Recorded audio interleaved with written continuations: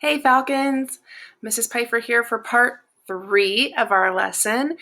So we're finally going to get to the story. We're finally going to read Finding Winnie. But before we do that, I want to review a little bit. So we have our vocabulary words we just went over in the last video. In the first video, we talked about fact and opinion and what the difference is between those two. So I told you that a fact is something true, something that can be proven, and an opinion is how someone thinks or feels or believes.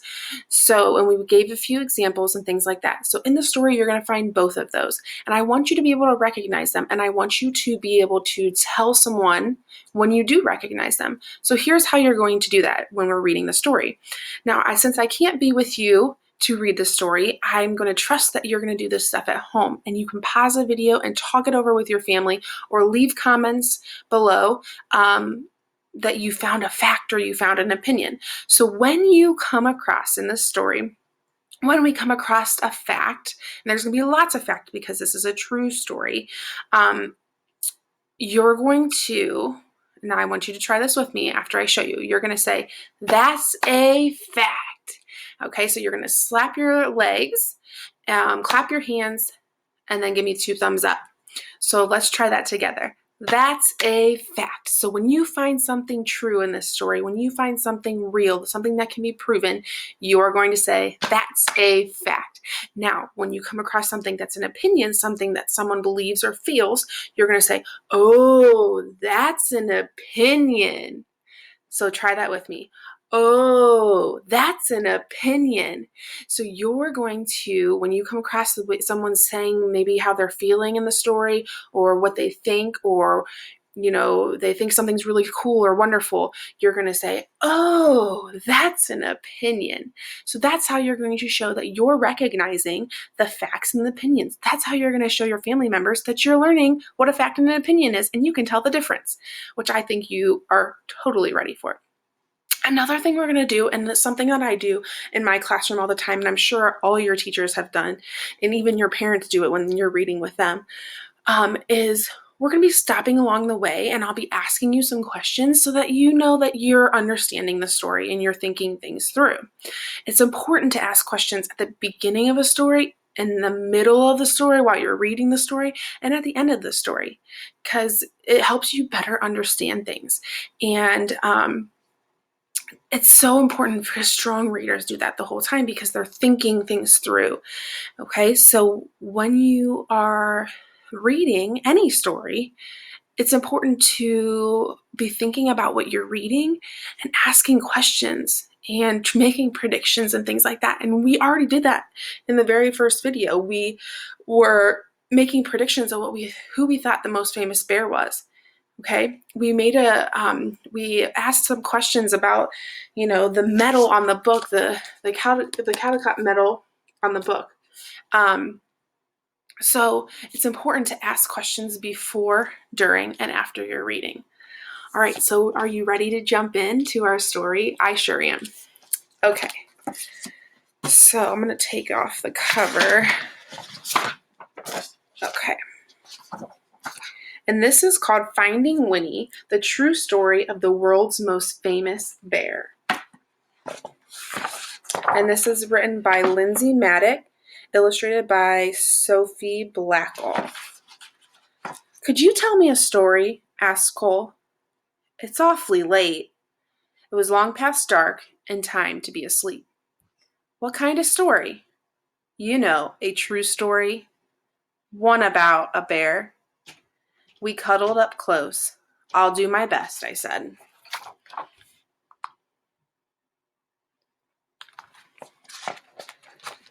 A very long time ago, about 100 years before you were born, there was a veterinarian who lived in Winnipeg. His name was Harry Colburn. "A vegetarian," said Cole. "Bear doesn't like vegetables?" "A veterinarian. It means an animal doctor." "I know that," Cole said. "That's what I'm going to be, maybe, when I'm big." If a horse had the hiccups or a cow had a cough, Harry knew how to make them feel just right. Harry's hands were never cold, even in Winnipeg. where winters are so frosty that icicles grow on the insides of your nose.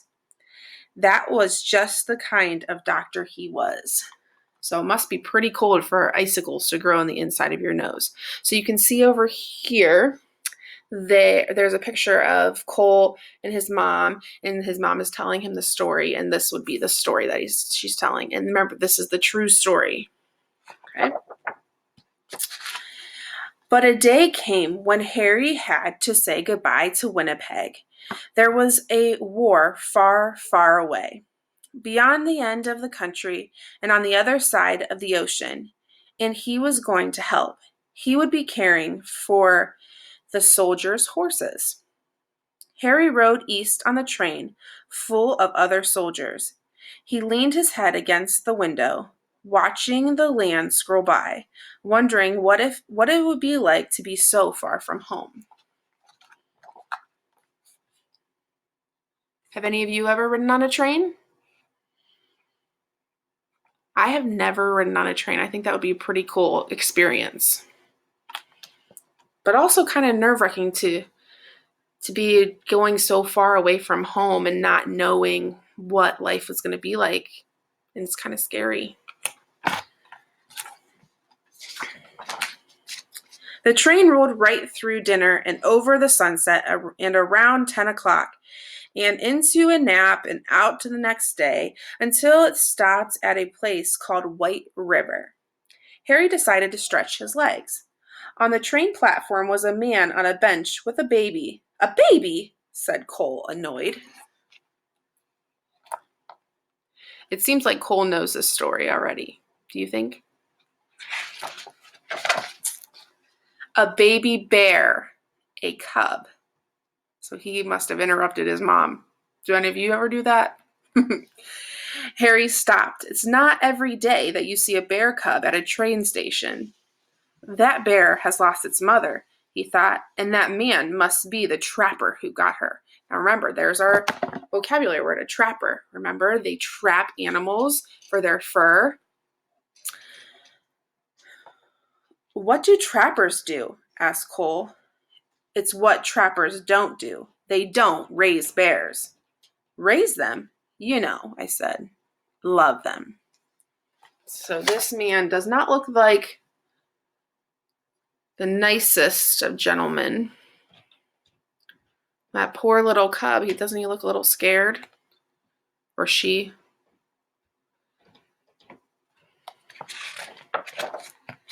Harry thought for a long time. Then he said to himself, there is something special about that bear. He felt inside his pocket and said, I shouldn't. He paced back and forth and said, I can't.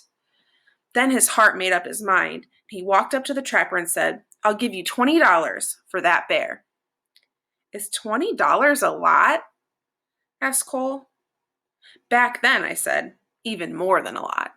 So today, is $20 a lot? Not really. Depends what you're trying to buy, but not really. But back then, it was actually a lot of money. And do you think, like by looking at the pictures and listening to the words when it says he paced back and forth, he walked back and forth, and he was thinking and thinking, do you think this was an easy decision for him to make to buy this bear? Or why do you think it was such a tough decision? Put in the comments below. Why do you think this may have not been an easy decision for him to make, to buy the bear? He's a veterinarian, so he knows all about animals. My opinion is that it was a tricky decision because, you can't really take a bear. No one's ever really taken a bear to war, I don't think.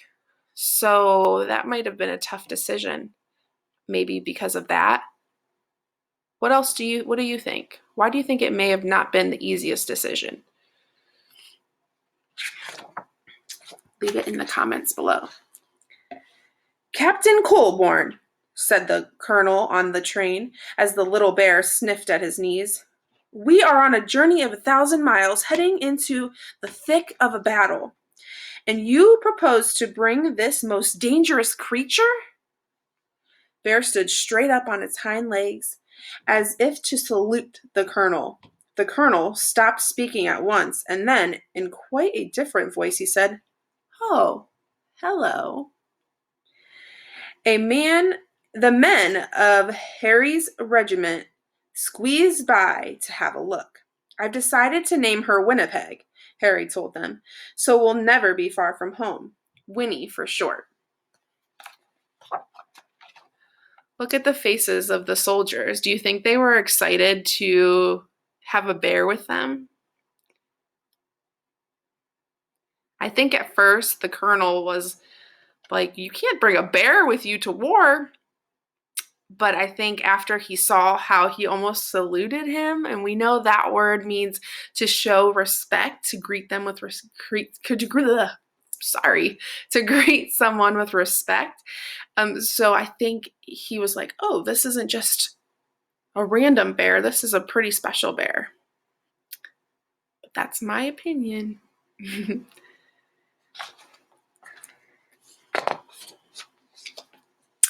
They had a very long way to travel, and they had already gone 3 or 4 feet when Winnie grew hungry. "What do bears eat?" the men wondered. "What don't they eat?" said Harry. "Vegetables," Cole reminded me. "Winnie ate vegetables," I said. "She ate everything except onions." They brought her carrots and potatoes and apples and tomatoes and eggs and beans and bread and a tin of fish and some slop in a dish, but Winnie was still hungry. "How about dessert?" said Harry, holding up a bottle of condensed milk. Taking the treat in her paws, Winnie lay on her back and hummed a happy song as she drank. The men roared. So do you think the men were actually roaring like a lion? No. When it says the men roared, that means that they laughed. They thought it was so cute and funny that this bear was drinking its milk like that. Have you heard any facts yet? I've heard a couple. Harry and Winnie gathered with soldiers from all over Canada in the green fields of Valcartier.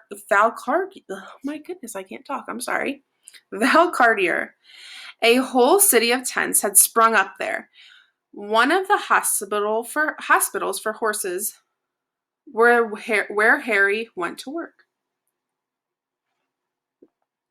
So you can see what it looked like when they got there.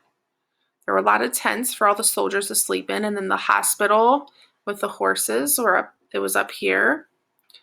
See the horses? Winnie was in the army now. Harry taught her to stand up straight and hold her head high and turn this way and that just so. Soon she was assigned her own post. Even the colonel agreed that Winnie was a remarkable bear. I'm going to stop right there. I just found an opinion. Oh, that's an opinion. Even the colonel agreed that Winnie was a remarkable bear. So the colonel, his opinion was that she was remarkable. She might have been the best navigator in the whole army. If you hid something, she could find it. What if it was farther away? And farther still, remarkable. She could find it.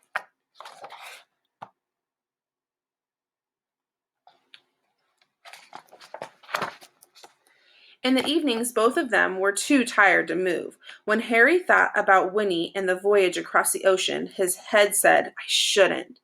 His head said, "I can't." But his heart made up his mind.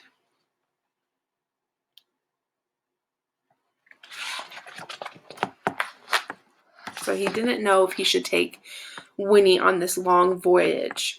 Nope, but then he decided he had to because he loved her so much. Nobody had ever tried to float so many people and animals across the Atlantic Ocean before. That's a fact.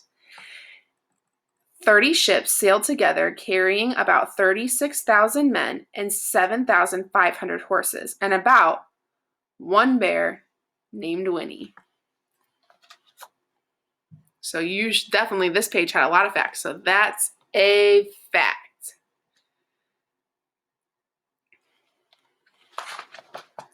I don't know if you can see. Let's see if there's Winnie there on the ship.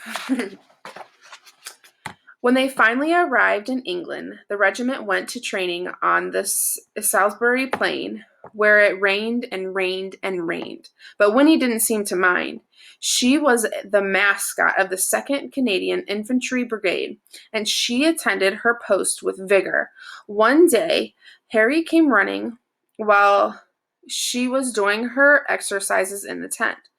"You'll bring the whole place down," he said, with a laugh. She had grown. So she's getting bigger. She's playing in the tent, exercising. You see her up there? She's going to bring down the tent.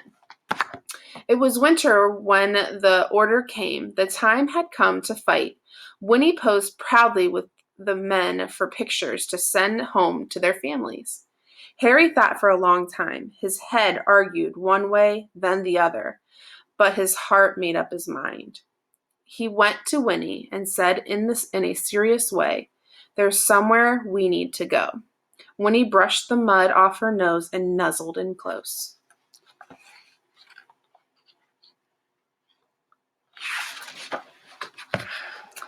Harry drove all the way to the big city.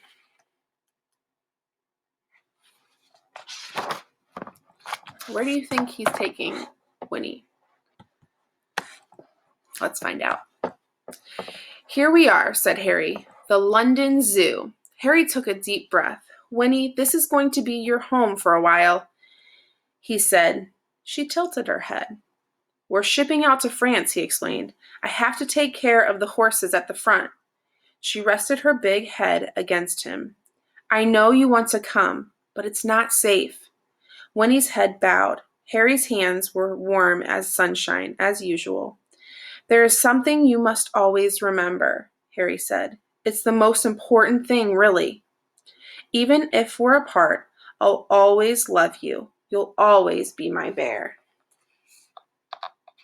So he decided that war was it wasn't very safe for Winnie. So he took her to the London Zoo, and he had to go help the horses on the front line.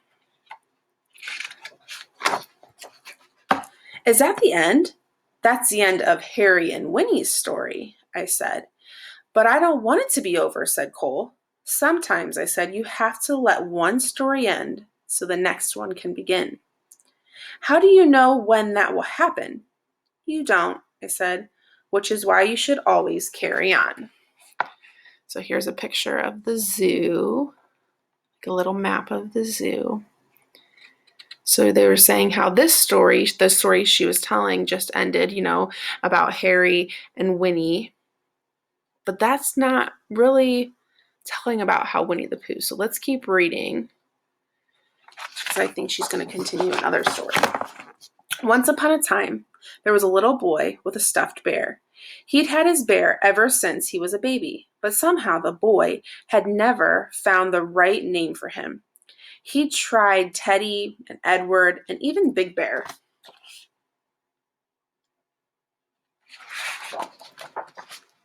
One day the boy went to visit the London Zoo with his father, and there was a bear, a real bear, on the terraces there.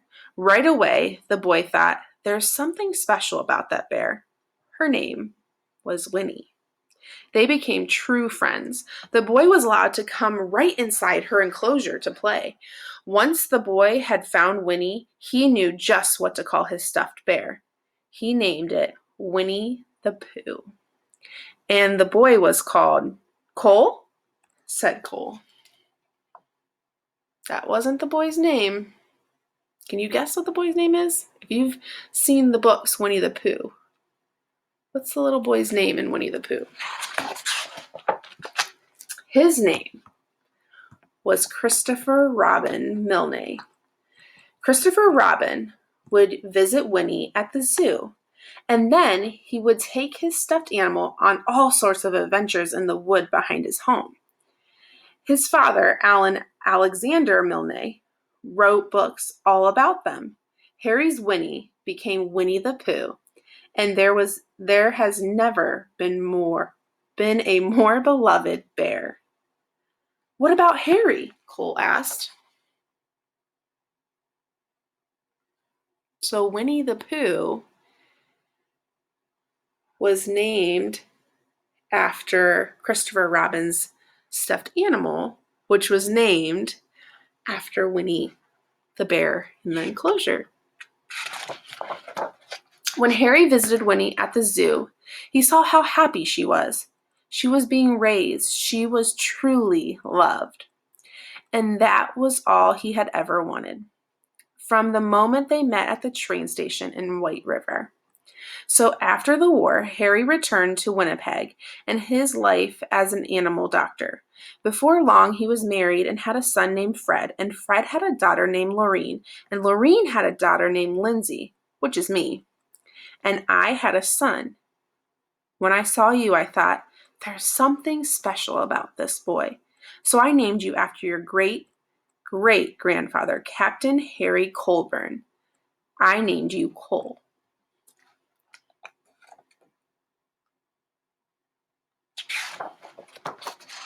That's me, said Cole in a whisper. That's you. And that's Winnie. And it's all true? Sometimes the best stories are, I said. Cole's eyes grew big, and he said nothing for a long time. Then he hugged his own bear close and let out a yawn that reached far away, and they both turned over and fell asleep. So that is the story of Finding Winnie and the true story of Winnie the Pooh. I hope you enjoyed it. Now, I hope you found some facts and opinions in there, and I hope while you were reading, you were answering questions that I was asking, and you were thinking things through, because there was a lot going on in that story. It's a really cool, special story, and if you ever get the chance to maybe even check it out at the library or if you want to choose a new book, this is always a really cool read to read on your own. And it's especially cool because in the back of the book, it has a photo album, and it has actual pictures so this is Harry as a young soldier. So this is a real picture. And Harry kept diaries throughout World War I. This is the diary from 1914, the first year of the war. The diary page from the day Harry found Winnie on August 24th, 1914, he wrote, "Bought bear, $20. So this is the actual diary he wrote in that they took a picture of to put in this story. And they have a bunch of pictures up here. So there's 3 soldiers with Winnie at her post. This is Winnie and Harry have what appears to be a laugh and a snack. So they were having a little snack up here. Here's that picture they were talking about in the story. There's Winnie's right here in his lap. So remember they're taking pictures. And then there's even a statue that's in Winnipeg that was unveiled. So remember we talked about unveiling. It was unveiled in 1992. It was actually this picture, so they copied that picture. But there's an actual statue of Winnie and Harry in the war. And then they have some more photos. Here's Christopher Robin and Winnie at the zoo. And there's Lindsay and Cole. So this book is just special because it's an actual true story, and you get to find out how Winnie the Pooh was discovered or created, which I think is super cool, stories like that. So please feel free to leave comments and questions about the story, and I am going to be posting a link to learn how to draw Winnie the Pooh. So I thought that would be something fun to do. If you have a piece of paper or something to draw on, draw a picture of Winnie the Pooh and then post it in the comments, because I would love to see your pictures of Winnie the Pooh. So I'll send a link at the end of this video to or in the comments or something to show you how to draw Winnie the Pooh, and I would love to see all your pictures. I hope you enjoyed this. Keep watching, keep checking our all the Fearless website and all the things so that you can check in with the teachers that are doing all these fun little lessons this summer, just to keep your brain going and keep your brain working. So I hope you do the vocabulary activities. I hope that you follow along and ask all kinds of questions in the comments, and I can't wait to hear from you guys. Have a great day. Bye-bye.